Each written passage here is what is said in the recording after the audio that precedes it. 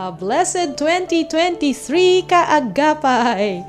Sa kalakasang nagmumula sa Panginoon, isang taon ang muling dumaan. Bawat araw, naranasan natin ang kanyang gabay, madali man o mahirap ang ating naging lakarin.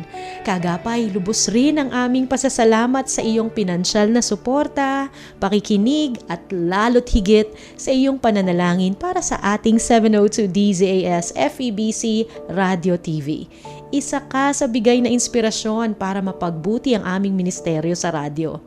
Ngayong 2023, sa grasya ng Diyos, asahan mo magpapatuloy ang agapay ng sambayanan sa pagbabahagi ng mensahe ng pag-asang nagmumula lamang sa Panginoong Hesukristo na siyang ating matibay na sandigan.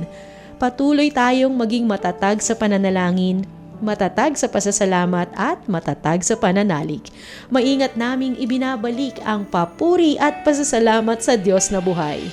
Katuwang ang lahat ng bumubuo sa 702 DZAS FEBC Radio TV dito sa Pasig City at sa Bukawi Transmitter Site. Ako po si Aloha Cero, nananalangin ng isang mapayapang bagong taon 2023 sa iyo, kaagapay.